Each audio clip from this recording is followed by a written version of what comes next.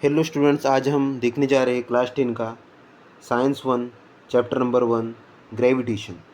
Previous time आपने class के अंदर में मोशन के बारे में पढ़ा हुआ है, फोर्स के बारे में पढ़ा हुआ है। तो बस इसी से रिलेटेड एक फिजिक्स का चैप्टर है ग्रेविटेशन। तो इसमें देखिए, सबसे पहले ग्रेविटेशन के बारे में देखेंगे। मैं सबसे पहले आपको ग्रेविटेशन और ग्रेविटी का डिफरेंस बता देता हूँ।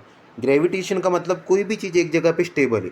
जैसे कि हम ज़मीन पे चलते हैं, एक जगह खड़े रहते हैं, कोई जगह बैठते हैं, तो हम स्टेबल होते हैं उस जगह पे, तो इसको कहते हैं ग्रेविटेशन। और कोई चीज़ जब नीचे गिर जाती है तो वो स्टेबल नहीं रहती है। जैसे कि अगर हम जंप मारे, तो जंप मारने के टाइमिंग पे जब हम जंप मारते तब हम स्टेबल नहीं होते, हम नीचे आते हैं। तो ये होती है ग्रेविटी। ग्रेविटी कोई भी चीज़ को क्या करती है, अर्थ सरफेस की तरफ में पुल करती है। तो मैं डेफिनेशन बोल देता हूँ आपको यहाँ पे ग्रेविटेशन की। The स्टेबलिंग of body on earth surface is called gravitation, while the earth use the force of gravity to pull the object is called gravity। यानी अर्थ क्या करती है, एक फोर्स लगाती है, पुलिंग फोर्स, जो अपने तरफ में वो कोई भी चीज़ को खींचती है, और इस फोर्स का नाम है ग्रेविटी, इसको कहते हैं ग्रेविटी। देखिए, अभी यहाँ पे आपको इमेज देखने मिल रही है। अभी मैं थोड़ा सा इंट्रोडक्शन दे देता हूँ आपको ग्रेविटेशन के बारे में। तो सर आइजैक न्यूटन का नाम आता है जब भी ग्रेविटेशन या फोर्स की बात की जाती है। तो सर आइजैक न्यूटन की मैं एक छोटी सी स्टोरी बोल देता हूँ आपको। तो सर आइजैक न्यूटन ये उनके टाइमिंग में क्लास 9 में फ़ेल हो चुके थे, और फेल होने के बाद में वो एक पेड़ के नीचे आके बैठे, बहुत ही ज़्यादा गमगीन नाराज़ थे वो फेल होने के कारण। तो ऐसे ही उनके सर पे आके एक एप्पल गिरा। एप्पल गिरा तो उन्होंने सोचा कि ये एप्पल मेरे सर पे आके सीधा क्यों गिरा, यानी ये बाजू में भी गिर सकता था या स्ट्रेट जा सकता था एरोप्लेन के जैसा, या ऊपर की तरफ में स्काई की तरफ में जा सकता था। आखिर मेरे सर पे आके स्ट्रेट ही क्यों गिरा। तो इधर से ही ग्रेविटेशन की डिस्कवरी स्टार्ट हुई। फिर सर आइजैक न्यूटन ने बहुत पढ़ाई की और एक फिजिसिस्ट बने और मैथमेटिकली इसको ग्रेविटेशन को प्रूव किया। अब इसको प्रूव करने के पहले सर आइजैक न्यूटन ने कुछ लॉस पढ़े थे, केपलर्स लॉ।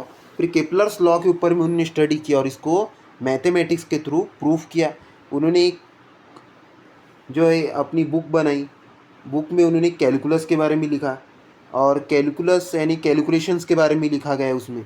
और पूरी कैलकुलेशन, ग्रेविटी की सभी कैलकुलेशन एक जगह ला के सभी को कंपेयर करके उन्होंने क्या किया, न्यूटन्स लॉ बनाए और केपलर्स लॉ को भी एक यानी मैथमेटिकली प्रूव करके उनको स्टेबल किया।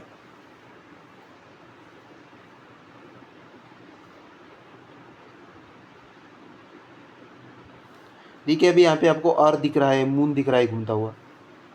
तो मून जो है ये एंटी क्लॉकवाइज डायरेक्शन में रिवॉल्यूशन करता है। अर्थ के सराउंडिंग में मून कुछ इस तरीके से घूमता है। देखिए मून है, तो इस तरीके से ये मून जो है अपनी जगह से क्या करता है, रिवॉल्यूशन करता है। इसको कहते हैं एंटी क्लॉकवाइज। यानी मून अर्थ के सराउंडिंग में क्या करता है, रिवॉल्यूशन करता है। और मून अर्थ का क्या है, एक नेचुरल सैटेलाइट है। देखिए, फोर्स एंड मोशन के बारे में देखेंगे हम।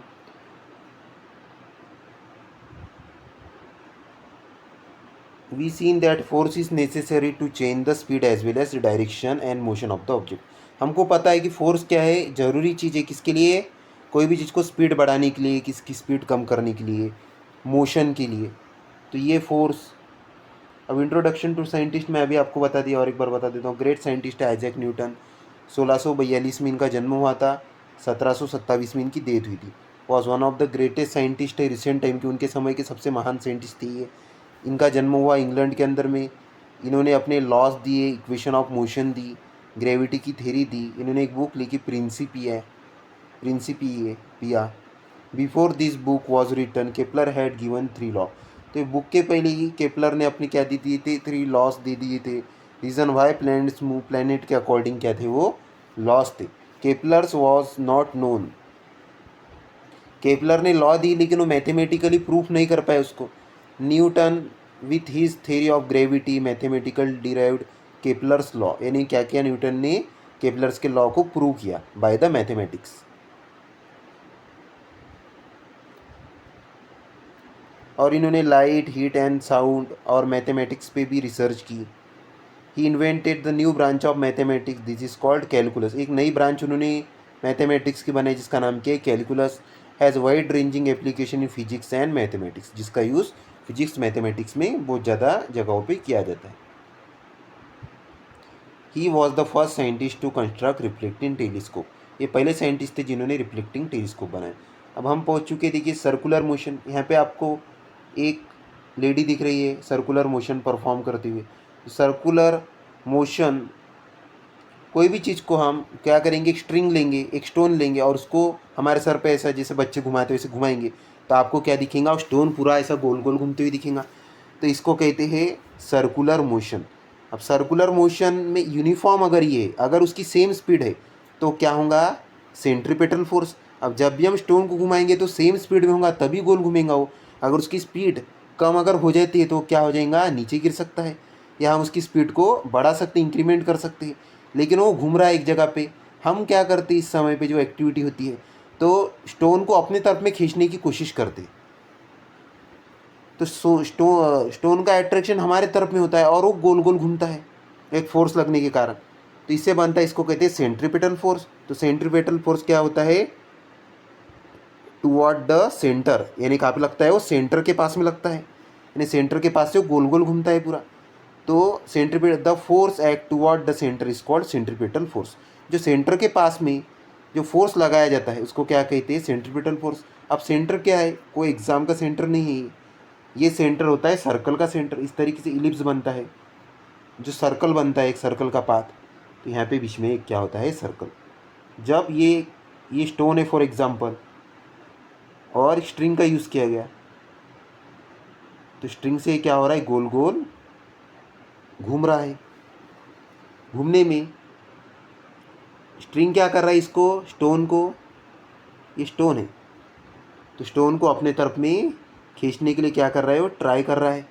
लेकिन स्टोन क्या हो रहा है, एक सर्कुलर पाथ फॉलो कर रहा है, इसको कहते हैं सेंट्रीपिटल फोर्स। अगर इसको छोड़ दिया जाए, आपने ऐसे ही एक पत्थर को ऐसे जोर जोर से गोल गोल घुमाया ऊपर और उसको छोड़ दिया, तो क्या होगा, वो एक जगह पे जाके गिर जाएगा। जब वो गिरेगा तो कुछ इस तरीके से जाएगा, देखिए गोल गोल घूमते हुए, कुछ इस तरीके से जाएगा। यानी क्या बनता है यहाँ पे, टेंजेंट बनता है। देखिए यहाँ पे दिख रहा है आपको, वो स्टोन जाके गिर जाएगा। तो जब वो स्टोन जाके गिरता है, आपने जब तक उस पर फोर्स लगाया, जब तक वो कहाँ पे हो रहा था, फोर्स का लग रहा था टुवर्ड, पास में लग रहा था, तो क्या हो रहा था, सेंट्रीपिटल फोर्स। जैसा आपने छोड़ दिया वैसे फोर्स का लगा आउटवर्ड, अवे, दूर लगा फोर्स, तो क्या हो गया, सेंट्रीफ्यूगल फोर्स। इसको क्या कहते हैं, सेंट्रीफ्यूगल फोर्स। तो जो फोर्स स्ट्रिंग को सेंटर के पास में खींचने में मदद करता है उसको क्या कहते हैं, टुवर्ड्स का नाम है, तो कहता होगा the force act towards, the force is known as centripetal force. The force act as away, away यानी दूर जा रहा है फोर्स, तो उसको क्या कहते हैं, सेंट्रीफ्यूगल फोर्स। आई होप आपको ये टॉपिक समझ में आएगा सेंट्रीपिटल फोर्स का। अब हम पहुंच चुके केपलर लॉ में। तो देखिए केपलर ने प्लैनेट्स के ऊपर में लॉ बनाए थे, observe by astronomer since ancient time, ancient यानी पुराना जमाना, बिफोर गैलीलियो और observation of planets position were made with necked eyes. तो गैलीलियो के भी पहले क्या है, जो स्पेस ऑब्जर्वेशंस वगैरह सब चीज़ें देखी जाती थी। 16th सेंचुरी में लॉट ऑफ डाटा कलेक्ट हो गया about the planetary motion. Johannes Kepler ने स्टडी की दिस डाटा की, he notice that the motion of planets follow certain law. तो प्लैनेट क्या करते हैं, कुछ लॉ को अप्लाई करते हैं। ही स्टेटेड 3 लॉस, उसने 3 लॉस बनाए और इसको नाम दे दिया गया केपलर्स लॉ। देखिए do you know Eclipse curve optic. तो यहाँ पे आपको एक इक्लिप्स दिख रहा होगा, इक्लिप्स यानी कुछ इस तरीके का अंडे के जैसा शेप होता है, दिख रहा है आपको, अंडे के जैसा शेप। अब हमारा अर्थ भी जो है ये आपको जैसा अंडे के जैसा शेप दिख रहा है, तो कुछ इसी तरीके से हमारा अर्थ है। पूरा स्पेरिकल नहीं है हमारा अर्थ, पूरा राउंड नहीं है, किसके जैसा है, थोड़ा सा एक के जैसा दिखता है। यानी एक मैं आपको सर्कल ड्रॉ करके बताता हूँ, इससे आपको समझ में आएगा। देखिए अब ये हो गया सर्कल, तो इस तरीके से हमारा अर्थ नहीं दिखता है।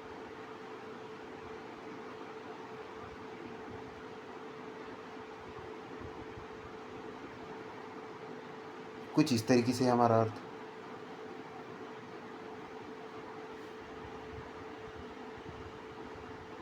अब देखिए इस तरीके से अर्थ है हमारा। अब इसका जो आपको बाजू का ये जो हिस्सा जो दिख रहा है, इसको कहते हैं इक्वेटर, और ये जो ऊपर का जो हिस्सा होता है इसको कहते हैं पोल। तो पोल के जगह पे मैं बी लिखता हूँ, यानी बल्ज। बल्ज का मतलब चपटा होता है।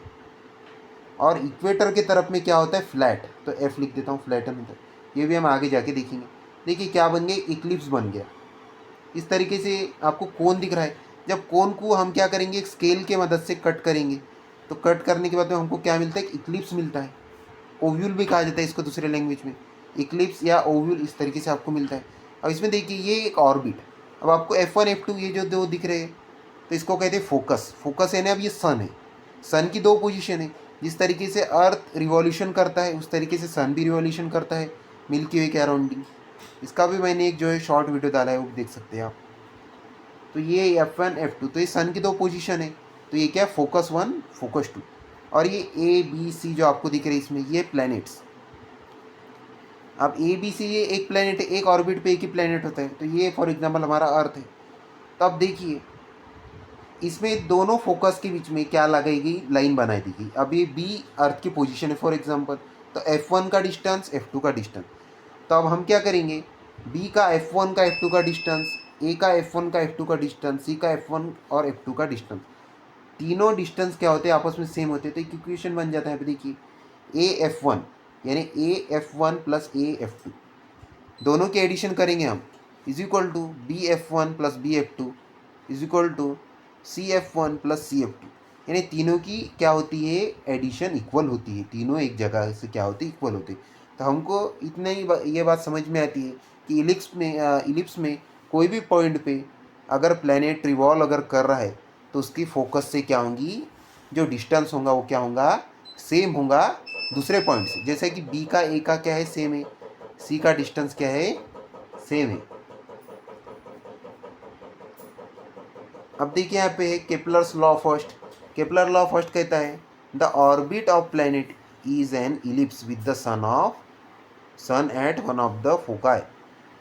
तो ऑर्बिट ऑफ प्लैनेट क्या है, एक इलिप्स की तरह है। और सन कहाँ पे है, फोकाई। फोकाई का मतलब होता है फोकस का प्लूरल, यानी सन के दो फोकस है, एक है F1 एक है F2। कुछ इस तरीके से देखिए। अभी यहाँ पे क्या है, F2 लिख देता हूँ मैं, यहाँ पे क्या होगा F1। तो अभी सन कहाँ पे है, F2 पे है, तो फोकाई पे है।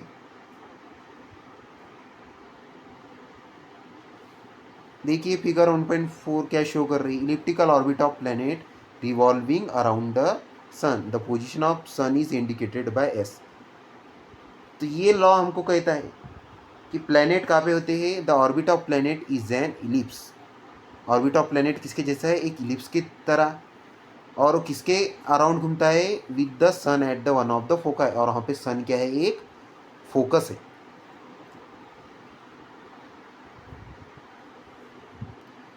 केपलर सेकंड लॉ देखिए, the line joining the planet. अब देखिए यहाँ पे आपको प्लैनेट के पास में एक लाइन दिख रही है, ABCDEF। अब ये प्लैनेट का एरिया है। फॉर एग्जांपल AB हमारा अर्थ का एक पोजीशन हो गई, CD हमारे अर्थ की दूसरी पोजीशन हो गई, EF हमारे अर्थ की तीसरी पोजीशन हो गई। The line joining the planet, line क्या किसको जॉइन कर रही है, प्लैनेट को। And the sun sweeps equal areas in equal interval of time. तो ये प्लैनेट क्या करता है, सन को स्वीप कर देता है। स्वीप यानी निकल जाता है, यानी सन के पास से अर्थ जितना नजीक होगा उतना ज़्यादा स्पीड में क्या करता है, मोशन करता है। मैं थोड़ा सा आपको ये भी ड्रॉ करके बता देता हूँ। देखिए अब ये हमारा यहाँ पे अर्थ अगर है तो ये क्या करेगा, यहाँ से एकदम स्लो जाएगा, क्योंकि सन से दूर है।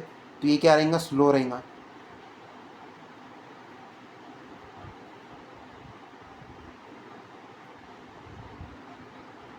अब जैसे ये पास में आएगा वैसे क्या होगा, इसकी स्पीड बढ़ जाएगी। फिर और थोड़ी स्पीड कम कम कम कम होती जाएंगी, और जैसे लास्ट के पॉइंट पे पहुँचेगा और इसकी स्पीड क्या हो जाएंगी, स्लो हो जाएगी। तो इस तरीके से सन के पास में जितना, मतलब प्लैनेट और सन का डिस्टेंस जब पास में होता है, करीब में होता है, तो जो अर्थ है वो क्या होता है, स्पीड में मूव करता है, स्पीड में ट्रैवल करता है। इधर से इतने हिस्से में क्या करेगा, एकदम बहुत स्पीड में चला जाएगा, और बाद में क्या होगा, स्लो जाएगा। स्लो होगा जैसे जैसे डिस्टेंस क्या होगा उससे उसका दूर होगा, वैसे वैसे अर्थ की स्पीड भी क्या होंगी, कम हो जाएंगी। जैसे कि बाइक की स्पीड, जैसे कि अगर फॉर एग्जांपल के ट्रैफिक वाले, हमारे पास में ट्रैफिक वाले अगर हमको दिखती है और किसी के पास में अगर जो है लाइसेंस नहीं है, तो उसकी क्या हो जाती है, स्पीड बढ़ जाती है, और जैसे ही दूर चले जाते हैं वैसी स्पीड कम हो जाती है। तो उसी तरीके से यहाँ पे जो प्लैनेट है वो भी क्या करता है, अपनी स्पीड को चेंज करता है। अभी हम पहुँच चुके हैं केपलर्स थर्ड लॉ। देखिए थर्ड लॉ क्या बोलता है, the square of its period of revolution, the square of its period of revolution, यानी उसका घूमना अराउंड द सन, सन के अराउंड में क्या होता है, प्लैनेट घूमता है, it's directly proportional to the, इसको डायरेक्टली प्रोपोर्शनल है वो cube of mean distance of a planet from the sun. तो टाइम और डिस्टेंस क्या है, एक दूसरे को डायरेक्टली प्रोपोर्शनल है। अगर डिस्टेंस ज़्यादा है तो क्या लगेगा, टाइम भी ज़्यादा लगेगा, और डिस्टेंस कम है तो टाइम भी क्या लगेगा, कम लगेगा। तो देखिए यहाँ पे सन,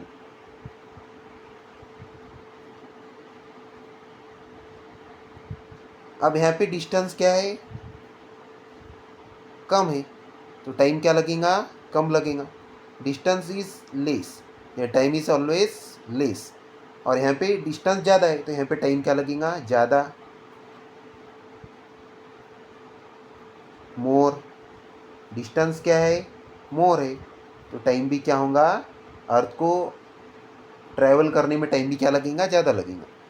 तो ये आपको याद रखना है, time is directly proportional to distance.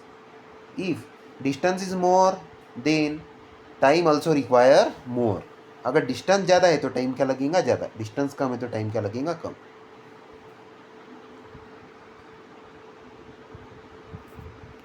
अब हम पहुंच चुके हैं Newton's universal law of gravitation पे।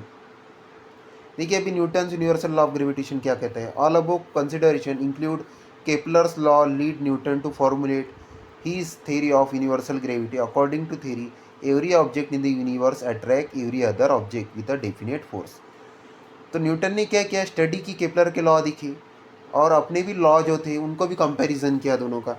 तो उसने एक चीज़ देखा कि यूनिवर्स की हर चीज़ एक दूसरे को क्या करती है, अट्रैक्ट करती है, यानी पास में खींचने की कोशिश करती है। This force is directly proportional to the product of masses. ये फोर्स क्या है, प्रोडक्ट ऑफ मासेस है, मासेस यानी उनका वजन।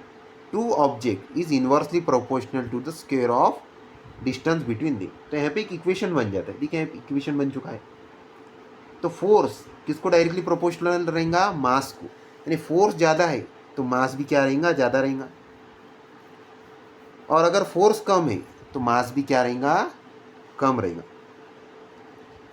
जैसे कि कोई अलमारी का आपको सरकानी है, उसका वजन बहुत ज़्यादा है और आपके पास में फोर्स कम है, एक अकेला इंसान है और कोई बहुत बड़ी अलमारी है, तो उसको सरका नहीं पाएगा क्योंकि उसका फोर्स जो है वो रिक्वायरमेंट नहीं पहुंच पा रहा है अलमारी की मास में।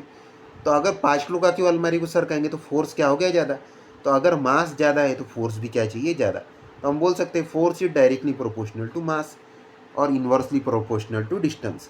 अभी अगर आप गाड़ी चला रहे हैं, यहाँ से आपको नागपुर को जाना है और आप 150 की स्पीड में अगर गाड़ी चला रही है, फॉर एग्जांपल, चलाना नहीं है, मैं एक एग्जांपल बता रहा हूँ, तो क्या होगा, स्पीड ज़्यादा है, फोर्स ज़्यादा है, तो डिस्टेंस क्या हो गया, कम, यानी डिस्टेंस कम हुआ यानी टाइम क्या हो गया, कम हो गया। तो फोर्स ज़्यादा होगा तो डिस्टेंस क्या होगा, कम होगा, और फोर्स कम होगा तो डिस्टेंस क्या रहेगा, ज़्यादा। इन्वर्सली का मतलब उल्टा। अब देखिए कुछ मैं प्लेनेट से एग्जांपल आपको बता देता हूँ, यहाँ पे वापस में उसी प्लेनेट की क्वेश्चन पे जाके देखिए यहाँ पे डिस्टेंस दोनों में, सन में और ए बी में डिस्टेंस क्या है, कम है, तो फोर्स क्या है, ज़्यादा है। तो force is inversely proportional to the distance. वरना क्योंकि देखिए सन के पास भी क्या है, ग्रेविटी है, सन भी अर्थ को खींचता है। अब इन द कंडीशन अगर अर्थ अपना स्पीड को इंक्रीमेंट नहीं करेगा, बढ़ाएगा नहीं, तो सन क्या करेगा, अपनी पावर से अर्थ को अपने अंदर में खींच लेगा और अर्थ ही नहीं बचेगा तो फिर हम लोग कहाँ जाएंगे। तो जो प्रकृति है, जो पूरा नेचर ये क्या करता है, एक पूरा लॉ है, पूरा सिस्टम बनाया गया है ये। तो जब सन अर्थ के पास में होता है तो सन की, अर्थ की स्पीड क्या हो जाती है, बढ़ जाती है। अर्थ की स्पीड बढ़ जाने के कारण अर्थ जो है वो सन के पास में नहीं जाता और सन जो है वो अर्थ को अट्रैक्ट नहीं कर पाता है। तो इस तरीके से इसको मोमेंटम भी कहा जाता है।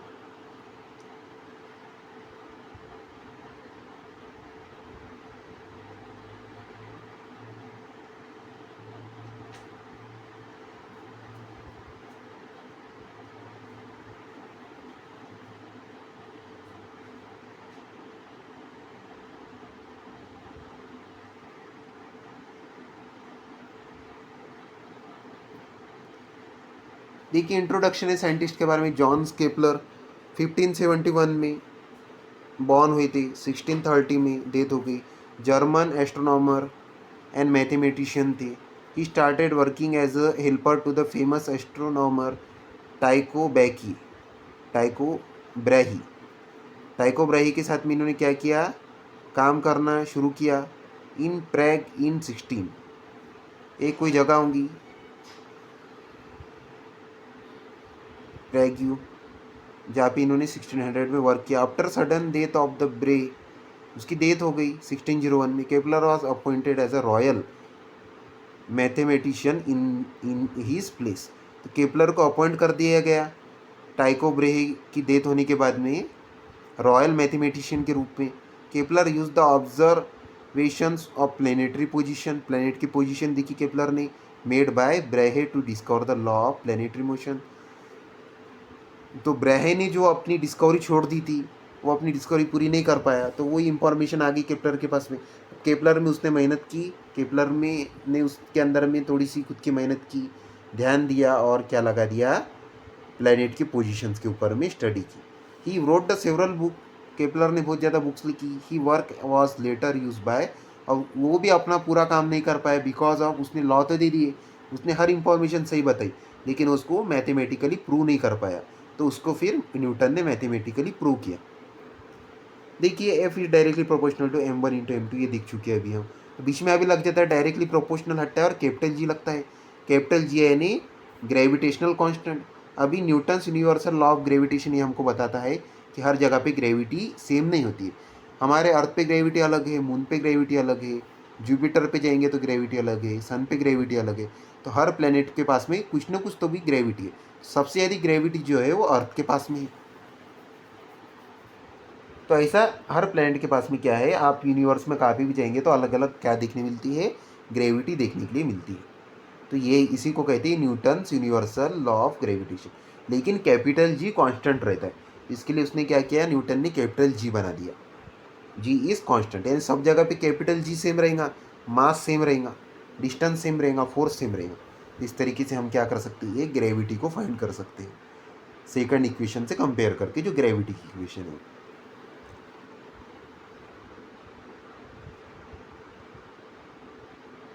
देखिए the centre of mass of object is the point inside और outside the object at which the total mass of object can assume concentrated. The center of mass of spherical object having uniform density in geometrical center. The center of mass of any object having uniform density is at its centroid.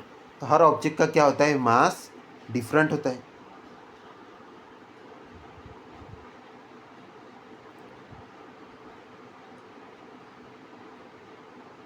Centroid का मतलब होता है centre, जैसे कि circle में कैसा centre होता है, वैसे ट्रायंगल का जो सेंटर होता है उसको सेंट्रोइड कहा जाता है।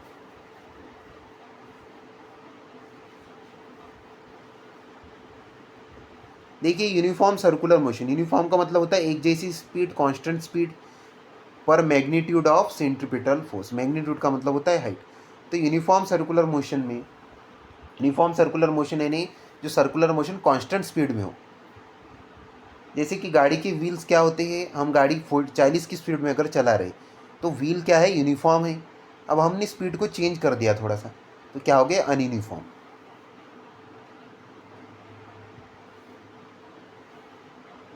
तो यहाँ पे एक फॉर्मूला बनता है F is equal to mv² upon R, ये फोर्स का फॉर्मूला है। F is equal to mv² upon are.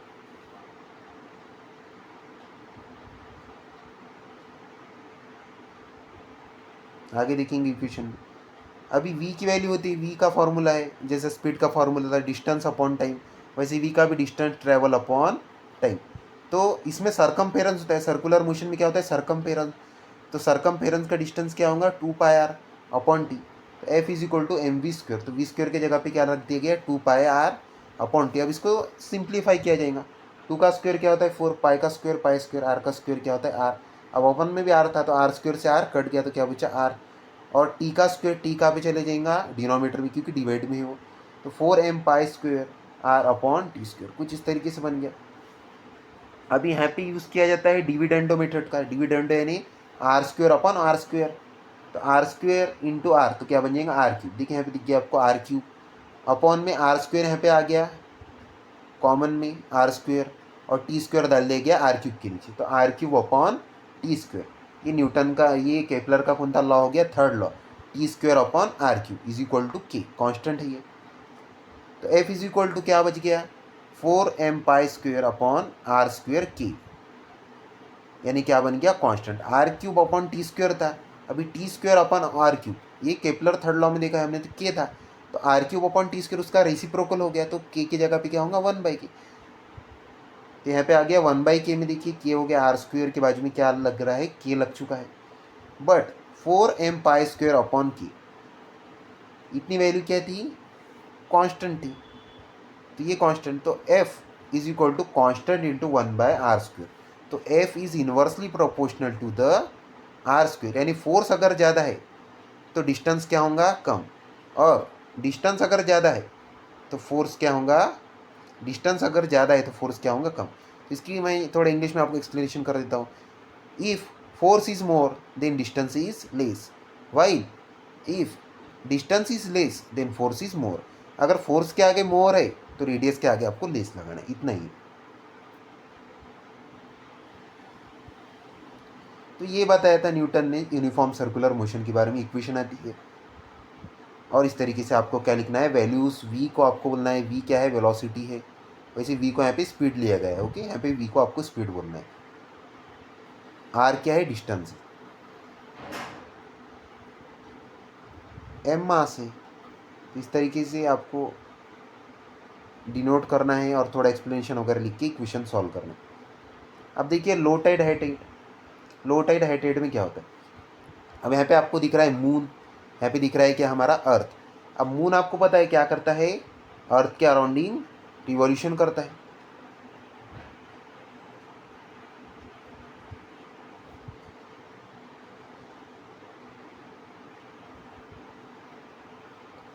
अर्थ के अराउंड क्या कर रहा है, मून रिवॉल्यूशन करेगा। तो अब देखिए मून जिस जगह पे भी जाएगा वहाँ पे पानी का लेवल क्या रहेगा, ज़्यादा रहेगा, तो उसको हाई टाइड कहते हैं। अभी मून इस पोजीशन पे है तो यहाँ पानी का लेवल क्या है, हाई है, ज़्यादा है, तो इस पोजीशन को कहते हैं हाई टाइड। अब उसका 90 डिग्री अपोज में ट्रायंगल बन गया, अब इसका 90 डिग्री क्या हो गया, यहाँ क्या पार्ट हो गया, तो 90 डिग्री में क्या हो जाता है, नॉर्मल होता है, और धीरे धीरे धीरे धीरे कम कम होते जाता है, और 90 डिग्री में क्या हो जाता है, पूरा जीरो पे आ जाता है। यहाँ पे एकदम पानी का प्रेशर कम है, यहाँ पे पानी का प्रेशर क्या है, ज़्यादा है। तो जिस जगह पे मून होगा, मून की पोजीशन रहेंगी, उस जगह पे क्या होता है, हाई टाइड, और उसके अपोज में यानी 90 डिग्री पे क्या होता है, लो टाइड। तो इसका रीज़न ये है कि दोनों जगह पे भी क्या होगा, यहाँ पे भी पानी ज़्यादा, यहाँ पे भी पानी ज़्यादा, मून इस जगह पे, तो और 90 डिग्री क्या है इसका वाला, ये पार्ट ट्रायंगल के जैसा बन जाता है। ये क्या है, यहाँ पे 90 डिग्री बन चुका है, 90 डिग्री पे क्या हो जाता है, नॉर्मल कंडीशन हो जाती है, यानी पानी कम हो गया। जैसे जैसे मून अगर वहाँ पे पहुँचेगा वैसे पानी उस जगह पे पहुँच जाएगा, तो इसको कहते हैं लो tide high Tide.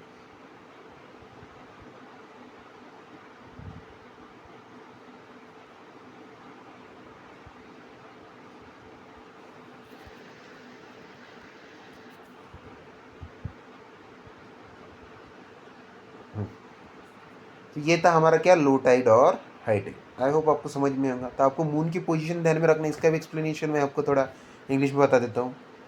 Moon is responsible for the high tide, the position of moon decide the water level is called the tides. तो जो मून की पोजीशन है वो क्या करती है, वाटर के प्रेशर के लिए रिस्पॉन्सिबल है। जिस जगह पे मून होगा उस जगह पे वाटर प्रेशर ज़्यादा होगा, जिस जगह पे मून नहीं होगा वहाँ पे वाटर प्रेशर नहीं होगा। आप देखते हैं बोट्स वगैरह, अगर आप समंदर के किनारे जाएंगे तो आपको पता चलता है, कभी पूरी लहरें आती है, कभी पानी पूरा समंदर के किनारे पे आ जाता है, कभी दूर चला जाता है। इसका रीज़न है लो टाइड हाई टाइड। देखिए अगला है हमारा अर्थ ग्रेविटेशनल फोर्स। तो अर्थ का ग्रेविटेशनल फोर्स, तो अर्थ का ग्रेविटेशनल फोर्स है नहीं, अब यहाँ पे ग्रेविटेशनल फोर्स को ग्रेविटी ही बोला जाता है। अभी अर्थ का ग्रेविटेशनल फोर्स क्या है, कोई भी ऑब्जेक्ट को क्या करता है, अपने तरफ में पुल करता है, अपने तरफ में खींचता है। अपने तरफ में उसको अट्रैक्ट करने की कोशिश करता है, और द वैल्यू ऑफ जी होती है 9.8। बाकी पैराग्राफ वगैरह आपको रीड करना है।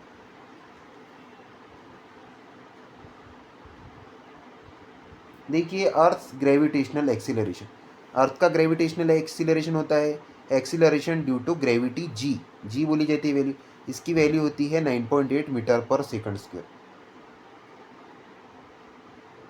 ये भी आपको रीड करना है इंफॉर्मेशन पढ़ने से।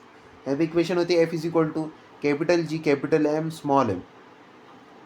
कैपिटल एम क्या है, मास ऑफ द अर्थ है, अपॉन आर स्क्वायर क्या है, डिस्टेंस है। F is equal to capital G capital M small M upon R square.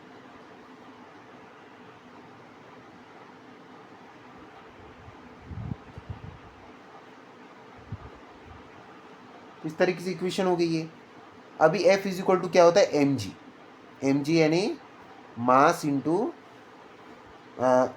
Gravity या एक्सेलरेशन, मास इंटू एक्सेलरेशन है। आप यहाँ पे ग्रेविटी है तो जी लिखती है, तो एम जी, तो एम से एम क्या हो गया कैंसिल, तो G is equal to capital G M upon R square. ये कंपैरिजन है ग्रेविटी का और ग्रेविटेशनल कांस्टेंट का, क्योंकि यहाँ पे कैपिटल जी भी है और स्मॉल जी भी है। तो capital G is equal to G M upon, अब स्मॉल आर को रिप्लेस कर दिया गया कैपिटल आर से, तो ये रेडियस ऑफ अर्थ, और कैपिटल जी की वैल्यू, अर्थ का मास की वैल्यू अभी सबकी कैलकुलेट की जाती है, तो क्या हो जाता है, यहाँ पे क्या आ जाता है 9.8 मीटर पर सेकंड, 9.77 है, क्योंकि अर्थ में हर जगह में क्या होती है, ग्रेविटी चेंज होती रहती है। वो हम अगले टॉपिक में पढ़ेंगे। देखिए अभी अगला टॉपिक आई गया यहाँ पे,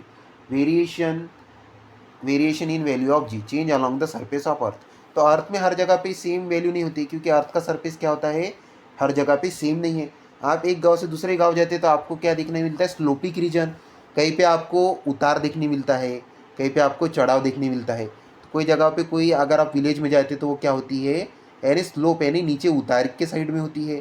कोई गाँव जो है वो पहाड़ के ऊपर होते हैं। तो आप जितना जो है अर्थ के सरफेस से ऊपर जाएंगे उतनी ग्रेविटी क्या होती है, कम। अगर आप अर्थ के सरफेस पे है तो आपकी ग्रेविटी 9.8 है। अगर आप एक बहुत बड़े माउंटेन पे चले गए, कोई पहाड़ पे चले गए, तो वहाँ पे ग्रेविटी थोड़ी कम हो जाती है। तो अर्थ के हर सरफेस पे ग्रेविटी धीरे धीरे धीरे धीरे, आप जैसा सरफेस को चेंज करेंगे, अपनी जगह को बदलते जाएंगे, वैसे ग्रेविटी में भी क्या होता है, डिफरेंस होता है। चेंज इन हाइट, हाइट यानी आप जितना अर्थ के सरफेस से ऊपर की तरफ में जाएंगे उतनी ग्रेविटी क्या होगी, कम होगी। वैसे ही सेम है, सेंटर होता है अर्थ का, मैं सेंटर बता देता हूँ आपको, सेंटर क्या होता है। तो देखिए फॉर एग्जांपल ये हमारा अर्थ है। अब ये अर्थ पे, ये हो गया अर्थ का सरफेस भी मैं आपको बता देता हूँ इसमें ड्रॉ करके। देखिए जो पार्ट आपको जो दिख रहा है ये हमारा ज़मीन का हिस्सा है, इस जगह पे हम रहते हैं। ये क्या है, हमारा अर्थ का सरफेस है।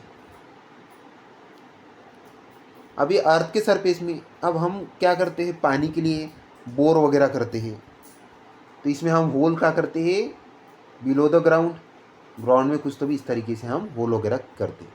तो ये हमारा क्या, सेंटर ऑफ अर्थ। अब अगर आप इस अर्थ के सरफेस में ऊपर की तरफ में जाते हैं तो भी ग्रेविटी कम होती है, नीचे कहाँ पे, सेंटर के तरफ में आते हैं तब भी क्या होती है, ग्रेविटी कम होती है। अब सेंटर के एरिया को सब जगह से ग्रेविटेशनल फोर्स लगता है।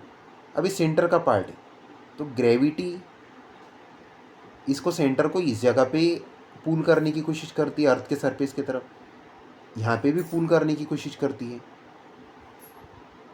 यहाँ पे।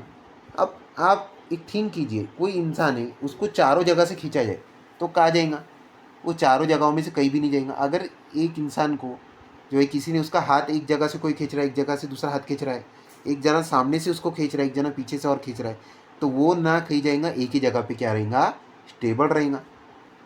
तो उसकी पोजीशन क्या रहेगी फिर, ज़ीरो।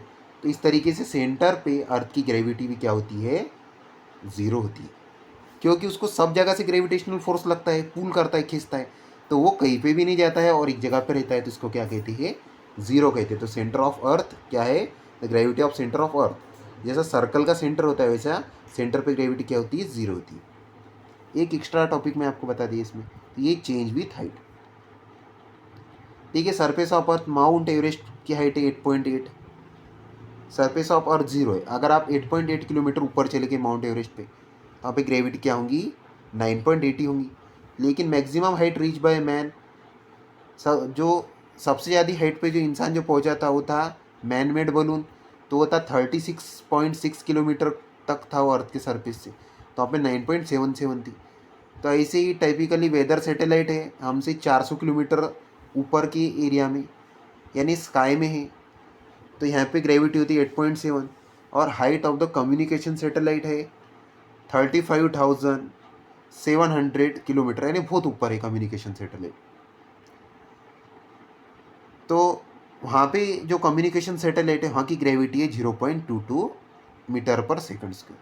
तो इस तरीके से जितने ऊपर ऊपर जाएंगे, अगर आप इन्फिनिटी डिस्टेंस पे पहुँच जाते तो वहाँ पे ग्रेविटी ज़ीरो हो जाती है, यानी बहुत ऊपर। यानी आपको कितना दिख रहा है, 35,000 दिख रहा है। अब आप 50,000, 60,000, 70,000, 70,000 के ऊपर अगर आप पहुँच गए, एक मैं एज्यूम करके वैल्यू बोल रहा हूँ, इन्फिनिटी डिस्टेंस बोला जाता है, कोई किसी फिक्स वैल्यू नहीं बताएगी उसके लिए। इन्फिनिटी डिस्टेंस पे क्या हो जाती है, ग्रेविटी की वैल्यू ज़ीरो हो जाती है। चेंज विथ डेप्थ, डेप्थ यानी ज़मीन के नीचे का हिस्सा, मैंने अभी बताया आपको। ज़मीन के नीचे के हिस्से में भी आप जितना नीचे जाएंगे उतनी ग्रेविटी क्या होती है, फिर कम। अब हमने सोचा कि ये अर्थ है, ये अर्थ पे कोई ह्यूमन बींग्स अगर खड़ा है तो वो ऊपर के तरफ में जा रहा है तो ग्रेविटी कम हो रही है, लेकिन वो नीचे की तरफ में भी जाएगा अगर अर्थ के सेंटर तक, तो ग्रेविटी क्या होती है, कम। और अर्थ के सेंटर में ग्रेविटी क्या होती है, फिर अगर आप अर्थ के बीचों बीच पहुंच गए सेंटर में, जहाँ पे क्या है, इनर कोर है। वैसे तो वहाँ जा ही नहीं सकते, एक एग्जांपल मैं बता रहा हूँ, क्योंकि वहाँ पे लावा होता है इनर कोर में, वहाँ पे जाना पॉसिबल नहीं।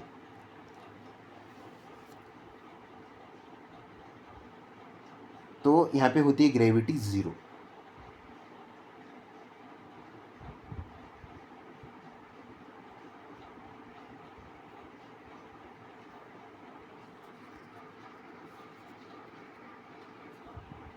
तो चेंज विद डेप्थ, जितना डेप्थ में जाएंगे आप सेंटर तक जाएंगे तो वैल्यू 0 0 होती जाएंगी।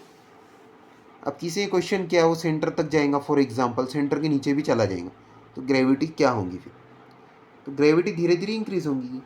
देखिए ये अर्थ का सरफेस है, ये हमारा सेंटर है, फॉर एग्जांपल इसका सेंटर है। अगर आप सेंटर पे पहुंच गए, सेंटर पे क्या हो जाती है, ज़ीरो। अब आप सेंटर के और नीचे जाएंगे, यहाँ पे ग्रेविटी बढ़ेंगी। अब आप इस जगह पे पहुंचेंगे तो वापस में 9.8, क्योंकि जितना भी अर्थ का सरफेस है सब जगह पे ग्रेविटी क्या है, 9.8। अगर कोई माउंटेन पे अगर आप पहुँचते हैं, यहाँ पे कोई माउंटेन है, आप माउंटेन पे पहुँचे तो माउंटेन पे ग्रेविटी थोड़ी कम हो जाती है। अर्थ पे पूरा सरफेस एक जैसा नहीं है, माउंटेन्स है, वैलीज़ है, तो इस तरीके से जो है डेप्थ चेंज होते रहता है। मास एंड वेट, देखिए मास एंड वेट क्या होता है, तो मास का मतलब होता है वजन, वेट का भी मतलब वजन ही होता है, लेकिन दोनों में एक डिफरेंस है। तो देखिए मास क्या होता है कांस्टेंट, वेट क्या होता है चेंज। क्योंकि मास का ऐसा यूनिट क्या है, केजी।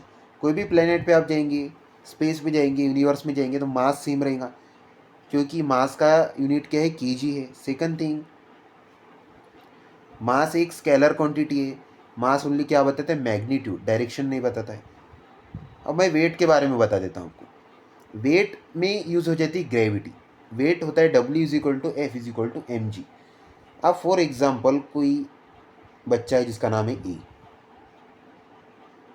ये गया वेटिंग मशीन पे, यानी जो वजन मुद्दे की मशीन होती है, इसमें इसका वजन निकलता है 30 kg या 10 kg ले लेता हूँ मैं, कैलकुलेशन करनी है हमको। कोई बच्चे का वजन है 10 किलो, 10 kg, तो ये क्या है, मास है। अब आपको वेट निकालना है तो इसका मल्टीप्लाई करना होगा किससे, 9.8 से। जब 9.8 से इसका मल्टीप्लाई करेंगे तो उसका वेट कितना आ जाएगा, 98। क्या होगा, न्यूटन। इसका यूनिट क्या हो जाएगा, न्यूटन। तो वेट हम बोलते हैं इसका वेट 40 kg है, तो वेट कभी भी केजी में नहीं होता है, वेट किस में होता है, न्यूटन में होता है। और मास किस में होता है, केजी में होता है। तो ये बात आपको ध्यान में रखनी है। और मास क्या है, कांस्टेंट है, और वेट क्या है, अनकांस्टेंट है, क्योंकि ग्रेविटी चेंज होती है। अगर हम अर्थ पे हमारा वेट देखेंगे तो क्या होगा, अर्थ पे अगर हम वेट हमारा देखेंगे तो 9.8 लगेगा। वहीं से हम मून पे अगर जाएंगे तो मून की ग्रेविटी कंसिडर की जाएंगे वहाँ पे, मून के वेट के लिए। तो मून की ग्रेविटी 1/6 होती है अर्थ से, यानी 6 गुना कम होती है मून की ग्रेविटी। 9.8 को आप डिवाइड कर सकते हैं 6 से, तो आपको मिल जाएगी मून की ग्रेविटी। देखिए यहाँ पे क्वेश्चन भी सॉल्व करके बताया गया है। देखो राजीव का मास वजन है 75 kilo, his weight on the earth, earth पे वजन क्या होगा उसका, F is equal to M G, 75 into 9.8 से उसका मल्टीप्लाई, क्योंकि जी ग्रेविटी की वैल्यू लिखी जाती है, तो कितना वेट है उसका 735 न्यूटन, इन न्यूटन। और किसका वजन अगर 1 किलो है, द वेट ऑफ 1 kg, तो उसका द वेट ऑफ 1 kg मास, तो 1 kg मास का वेट क्या होता है 9.8, क्योंकि 1 इंटू 9.8। न्यूमरिकल्स के लिए मैं एक सेकंड लेक्चर बनाऊंगा। देखिए ग्रेविटेशनल वेव्स, अब आज तक हमने देखा है एक्स रेज होती है, उसके बाद में ultraviolet rays, infra rays, microwaves, radio waves, तो ये तो वेव्स है। लेकिन हमारा जो स्पेस है, यूनिवर्स है, इसमें ग्रेविटेशनल वेव्स भी होती है। तो ये ग्रेविटेशनल वेव्स प्रेडिक्ट की थी आइंस्टाइन ने 1916 में। 1916 के बाद में फिर एक ऐसा डिवाइस बनाया गया है जिसका नाम है लीगो। देखिए यहाँ पे आपको लीगो दिख रहा है, laser interferometric gravitational wave observatory device का नाम है लीगो। तो ये अमेरिका की जो सैटेलाइट्स हैं, साथ ही इसरो की भी जो सैटेलाइट्स इसमें है, तो ये लास्ट मतलब 1916 के बाद में, उसके 100 साल के बाद 2016 में देखने को मिला ग्रेविटेशनल वेव्स के बारे में। और इसमें हमको यूनिवर्स की इंफॉर्मेशन पता चलती है बहुत सारी ग्रेविटेशनल वेव्स के कारण। जैसा समंदर में लहरें कैसी होती है, हमने अगर स्टोन पत्थर को फेंका पानी में तो वेव्स निकलती है, तो वैसे ही हमारा जो ब्रह्मांड है, यूनिवर्स है, इसमें भी क्या होती है, वेव्स होती है। तो इस वेव्स को कहा जाता है ग्रेविटेशनल वेव्स। ये बहुत ज़्यादा पाई नहीं जाती है, बहुत कम रेयर समय में कभी कभी ये वेव्स निकलती है, और इस डिवाइस से ये मतलब डिफाइन की जा सकती है। तो 1916 में आइंस्टाइन ने प्रेडिक्ट किया, और डिवाइस से जब डिटेक्ट किया गया उसको, जब डिवाइस बना, जब भी बना होगा, और जब हमको पता चला इस वेव के बारे में, तो कौन सा साल था वो, 2016। और तब बहुत सारी उसके बारे में स्टडी भी है। अब देखिए फ्री फॉल, फ्री फॉल का मतलब होता है कोई भी चीज़ नीचे गिरना। जैसे टेबल पे कुछ कोई चीज़ रखी हुई थी,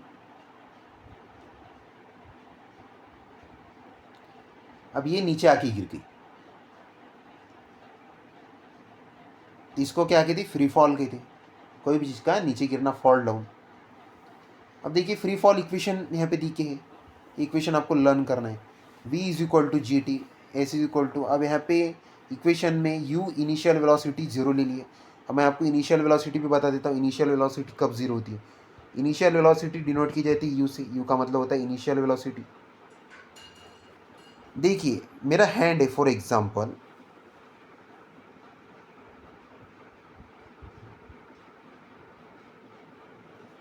मेरे हैंड में कोई चीज़ थी,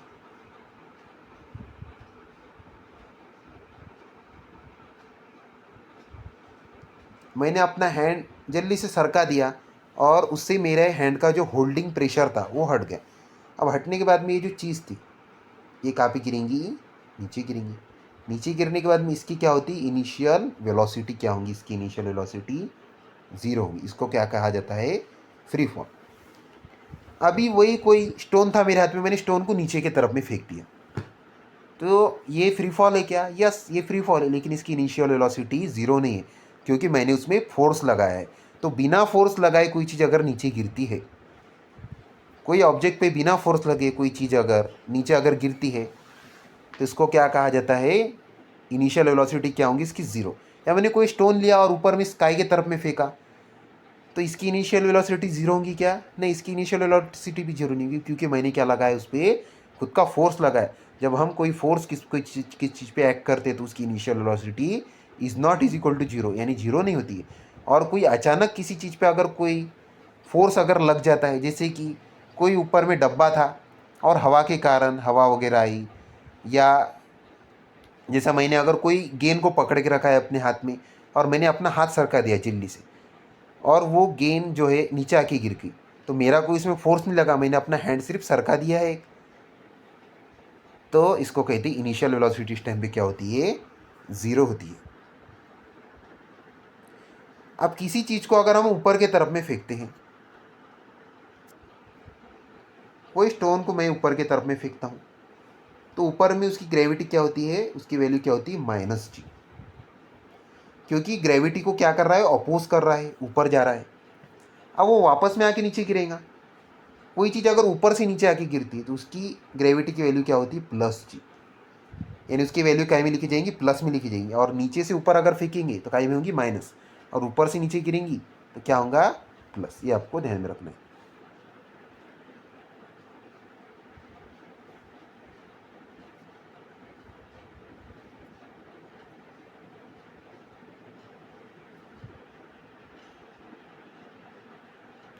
देखिए डू यू नो, अभी दो ऑब्जेक्ट्स हम लेंगे फॉर एग्जांपल, एक स्टोन लेंगे हम और एक लेंगे फेदर।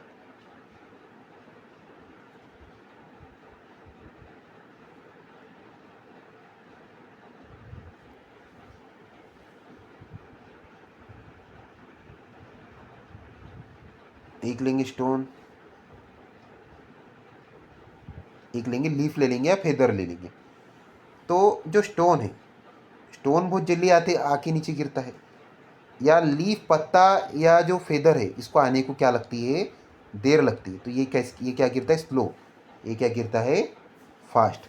इसके बीच में का कारण ये एयर, क्योंकि इन दोनों पे क्या लग रहा है, एयर का प्रेशर लग रहा है। तो एयर के प्रेशर की वजह से स्टोन नीचे जल्दी आके गिरता है, फेदर को आने में टाइम लगता है। और सेकंड इसका रीज़न है बायोन्सी, बायोंट फोर्स होता है। हवा में और पानी में बायोंट फोर्स होता है। तो हवा क्या करती है, हल्की चीज़ों पे बायोन फोर्स ज़्यादा लगता है, वजनदार चीज़ पे बायोन फोर्स कम लगता है। तो जो भी भारी चीज़ होती है वो जल्दी आके गिरती है, हल्की चीज़ जल्दी नहीं गिरती क्योंकि उस पर बायोन फोर्स लगता है और एयर प्रेशर लगता है। लेकिन अगर हम स्पेस में चले जाए, हम अगर जो है ब्रह्मांड में चले जाए, स्पेस में चले जाए, तो यहाँ पे ये चीज़ सेम नहीं होगी। यहाँ पे क्या होगा, यहाँ पे एयर नहीं होती है, यूनिवर्स में वैक्यूम होता है। तो वैक्यूम में एयर नहीं होती है। तो यहाँ पे अगर हम स्टोन और फेदर दोनों को फेंकेंगे तो दोनों एक जैसे ही नीचे गिरेंगे। ये भी आपको पता होना चाहिए। देखिए ग्रेविटेशनल पोटेंशियल एनर्जी,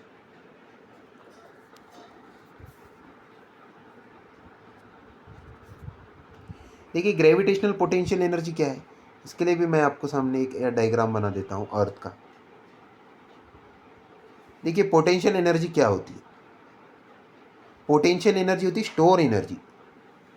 अब हमारे अर्थ में जो एनर्जी है, ग्रेविटेशन में जो एनर्जी है, तो उसको क्या कहेंगे, ग्रेविटेशनल पोटेंशियल एनर्जी।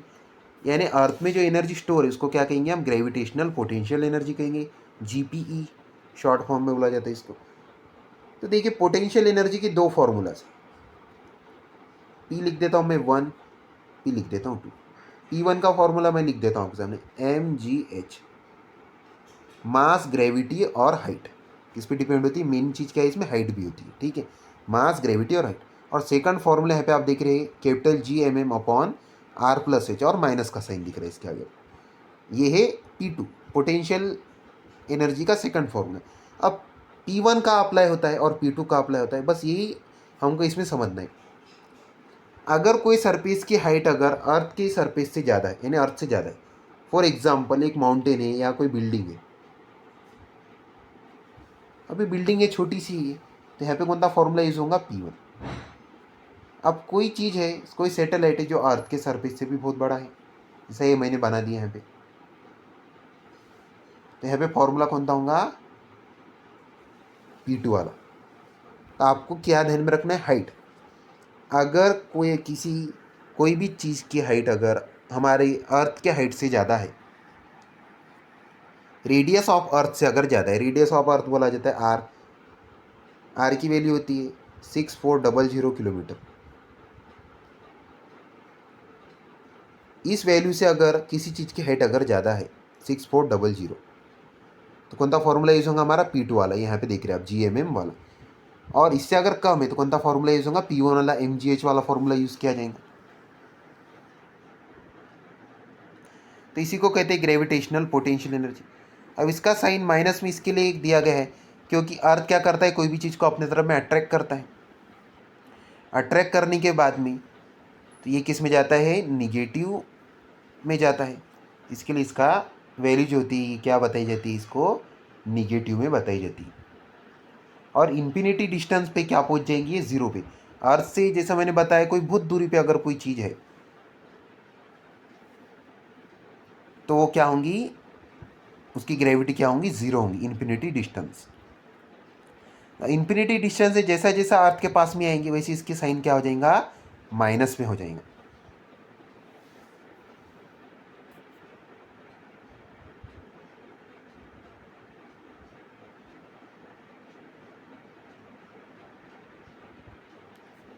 अब देखिए स्केप वेलोसिटी, स्केप वेलोसिटी क्या है, एक ऐसी वेलोसिटी जो क्या करे, अर्थ के सरफेस के रीजन को कवर कर ले, यानी बाहर चले जाते। आपने कोई गेंद ली, उसको इतनी स्पीड में फेंका कि वो अर्थ के सरफेस की ग्रेविटेशनल फोर्स के बाहर चली गई, तो इसको क्या कहते हैं, स्केप वेलोसिटी।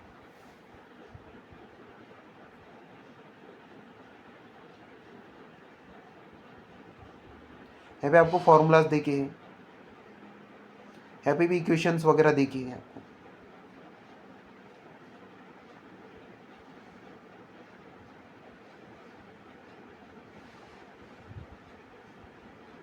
या आपको इंफॉर्मेशन रीड करना है, कोई अगर डाउट है आपके तो मुझे पूछ सकते हैं आप कमेंट सेक्शन में। देखिए for an object of mass, kinetic energy, potential energy, ये सब फॉर्मूलाज आपको देखिए अभी हैं।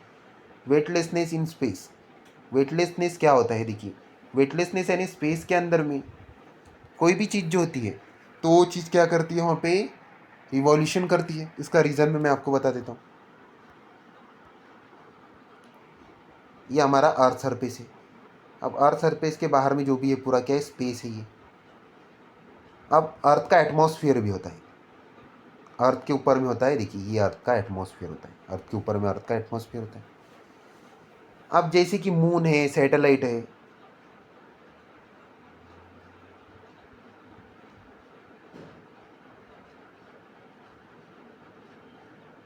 ये कोई सैटेलाइट है। अब ये सैटेलाइट को ग्रेविटी क्या करती है, अपने तरफ में खींचती है। अर्थ की ग्रेविटी का थोड़ा सा मैं डिस्टेंस बढ़ा देता हूँ, ये अर्थ की ग्रेविटी, क्योंकि सैटेलाइट को कब खींचेंगी वो, जब वो ग्रेविटी के एटमॉस्फेयर में, अर्थ के एटमॉस्फेयर में जो चीज़ होगी वही चीज़ को अर्थ खींचेगा। अर्थ के एटमॉस्फेयर के बाद में धीरे धीरे धीरे धीरे ग्रेविटी की वैल्यू कम कम होती जाती है। अर्थ के एटमॉस्फेयर में वैल्यू क्या होती है, कम होती है। अभी इतना अर्थ का क्या है, पूरा एटमॉस्फेयर है। अब अर्थ के एटमॉस्फेयर के बाहर अगर होगा तो उसकी वैल्यू क्या कंसिडर की जाएंगी, एज्यूम किया जाता है, तो वैल्यू क्या हो जाएंगी, 0।